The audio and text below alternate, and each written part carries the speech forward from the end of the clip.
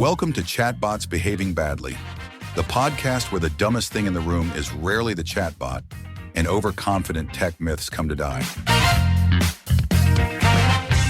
This episode is called AI Can't Be Smarter, We Built It, written by Marcus Brinsa, narrated by Brian C. Lucian. Chatbots Behaving Badly is a research initiative in collaboration with Psychuri. Today we're going after one of my least favorite tech myths, the one that crawls out of every comment section and every barstool conversation about AI. You've heard it. AI can't be more intelligent than humans. After all, humans coded it. It sounds deep. It is not deep. And instead of inviting an AI researcher to dismantle it with slides and equations, I wanted to do something better. I invited the guy who actually says this sentence in real life. Meet my guest today, professional know-it-all, part-time philosopher of everything, full-time believer that no machine can ever outsmart its maker. Dave, welcome to Chatbots Behaving Badly. Thanks for having me. And just to get this straight from the beginning, AI can't be more intelligent than humans. We built it. Case closed. Fantastic. We're less than 20 seconds in and we've already hit the slogan. Appreciate your efficiency. Look, it's common sense. You can't make something smarter than you. That's like saying a book can know more than the author. We're really starting at the basics here, huh? Let's set the stage properly. When you say intelligent, what do you mean? Because if we don't define that, we're just throwing vibes at each other. Intelligent means, understanding things, thinking, creativity, all that, the human stuff, not just calculating or whatever. Beautifully precise. Here's how psychologists usually define human intelligence: the ability to learn from experience, adapt to new situations, understand complex ideas, and use reasoning to solve problems.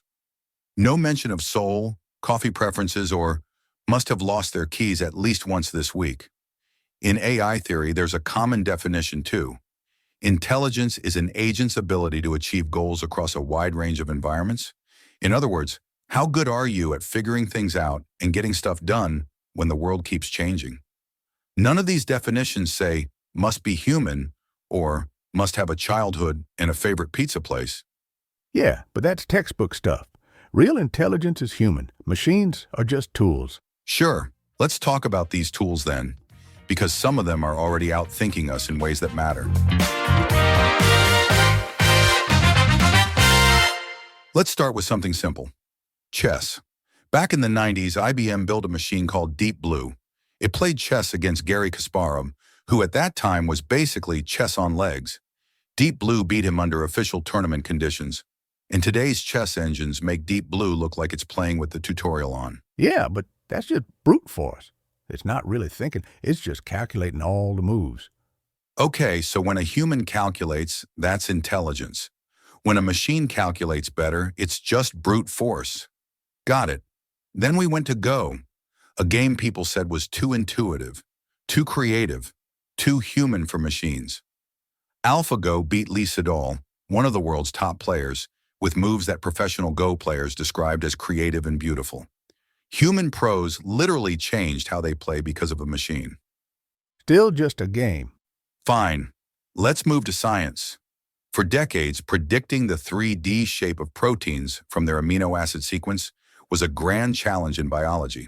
Expensive, slow, and hard. Then AlphaFold came along and started predicting structures in minutes with accuracy that shocked the field. That's not a party trick. We may have to rethink how we do parts of biology now. But humans built those systems. The systems are just doing what the programmers encoded. No, they're not doing what the programmer already knew how to do. That's the key point. The engineers did not sit down and say, okay, line 1, here is how you play perfect Go. Line 2, here is how you fold proteins. They designed a learning process, a way to search through ridiculous numbers of possibilities. The system explored that space and found strategies no one had written down and no one fully understands.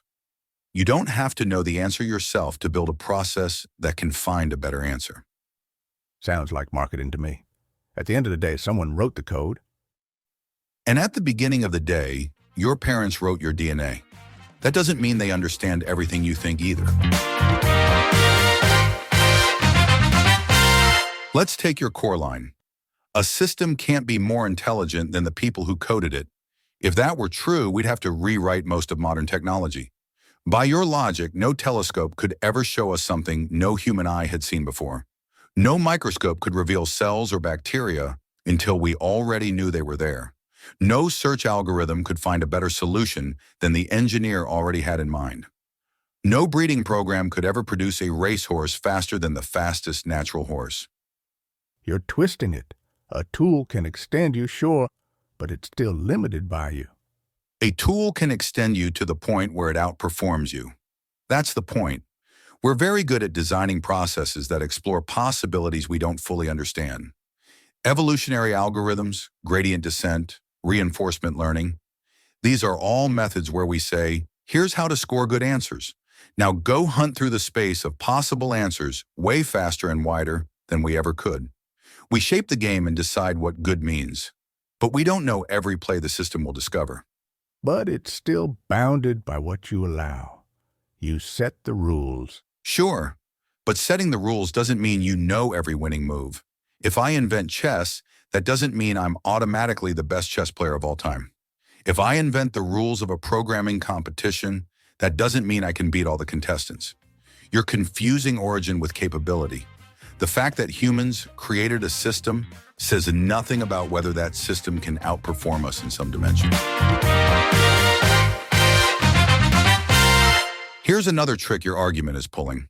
It treats intelligence like one big slider, from stupid to genius. And humans are obviously at the top because we like the way that sounds. In reality, intelligence is more like a messy dashboard. Humans are fantastic at social reasoning, reading emotions, dealing with ambiguity, improvising with incomplete information, and tying everything back to lived experience. AI systems are fantastic at scale, speed, and search. They can read more text than any human could in 100 lifetimes. They don't forget. They don't get bored. They don't need coffee to scan 1,000,000 code files or track a global supply chain. So they're fast idiots. Great. If an idiot can beat every grandmaster at chess, solve protein structures better than experts, and outperform most of the world in competitive programming, at some point we have to admit, idiot is doing a lot of work there. If we define intelligence as the ability to learn, adapt, and solve problems, then in many domains they qualify. And in some of those domains, they're already better than us. But they don't understand. They're just pattern matching. Okay, let's go there. Is a human grandmaster just pattern matching when they look at a position and instantly see the right move? You could absolutely describe it that way. Years of training compress into habits and intuition. We give it a romantic label, deep understanding. The machine's understanding is statistical, yes. It has no inner life. It doesn't feel. But if you just care about what move it plays on the board, or what structure it predicts, or what program it writes, its behavior can absolutely be more intelligent than ours in that context. We keep mixing up two questions. Is this thing a person? And is this thing a very powerful problem solver? Those are not the same question. Let's imagine something beyond chess and pretty molecules. Picture a global logistics network: ships, planes, trucks, ports, warehouses, customs rules, weather events, strikes, pandemics. No single human brain can hold that system in working memory and continuously replan optimal routes as conditions change. An AI system can. It can eat a live feed of data, recompute options, and adjust constantly. If, given the same goals and constraints, it consistently makes better decisions than the best human operator, then in that environment, it is more intelligent. It is better at achieving those goals. Still a tool.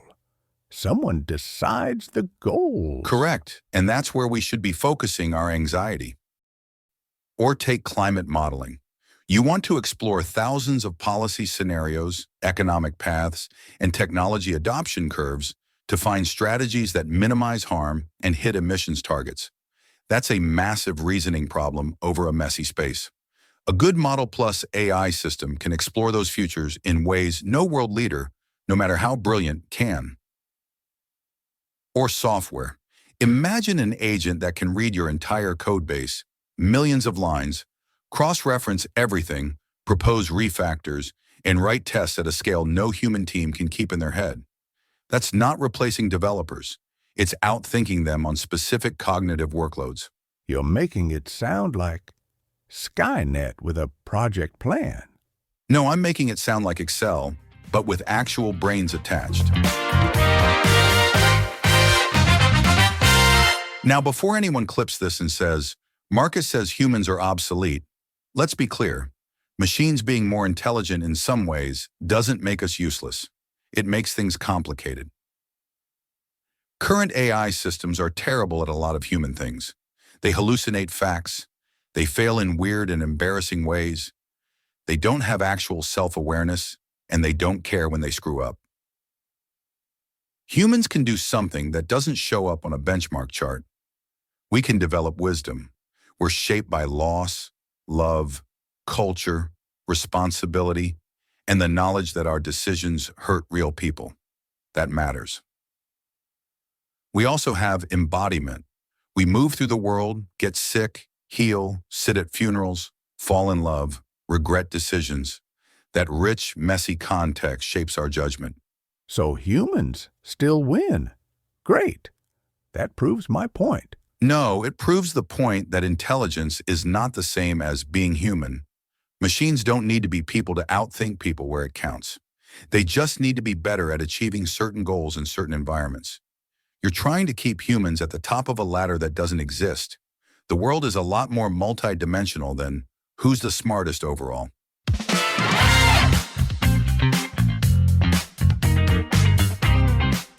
Here's why I care enough to argue with you on a podcast. If we keep telling ourselves AI can never be more intelligent than humans because we built it, we give ourselves permission to be lazy about risks. We say, relax, we're in control, they're just tools. Meanwhile, we're wiring those just tools into critical infrastructure, finance, healthcare, education, law, and mental health support. It's still humans deploying it. That's where responsibility lies. Yes, and those humans are often underinformed, over-optimistic, and motivated by profit and deadlines. Pretending the systems they're deploying can't possibly outthink or outmaneuver them is a fantastic way to be blindsided. We need to admit, in some domains, these systems already think circles around us. In others, they're clumsy and dangerous. In all cases, we are not automatically smarter than the tools we're wielding. Once you accept that, you start asking better questions. What do we actually want these systems optimizing for? Who sets the goals?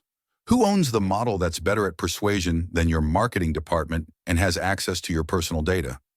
Who is accountable when an idiot pattern matcher quietly becomes the smartest manipulator in the room? You say that like we're doomed. No. I'm saying the stakes are high enough that we don't get to hide behind barstool philosophy anymore. So let's summarize the argument you came in with and the one I want people to leave with. You came in saying, AI can't be more intelligent than humans because humans coded it. That ignores the fact that we already build systems that outperform us in chess, Go, protein folding, competitive programming, search, and optimization. We design learning processes, not handcrafted brains. Those processes discover solutions and strategies we did not know in advance. Intelligence, in actual research, is about the ability to learn, adapt, and solve problems across situations, not about being human or having a backstory. So the more honest statement is, AI can absolutely be more intelligent than humans in many domains. Sometimes it already is, but it is not human, it is not wise by default, and it is not automatically aligned with what we care about. That's a reality we can work with. We can govern it, regulate it, sandbox it, and decide where it belongs and where it absolutely doesn't. I still don't like saying a machine is more intelligent than me. That's okay. It probably doesn't like saying it either. It doesn't feel anything. But your feelings don't change the facts. And if there's one thing we try to do on chatbots behaving badly, it's to take our feelings seriously and still not let them rewrite reality. So you're basically leaving me with, the tools might be smarter than us, and we should stop pretending they can't be. Exactly. And if that makes you uncomfortable, good. Discomfort is a much better starting point for AI governance than denial.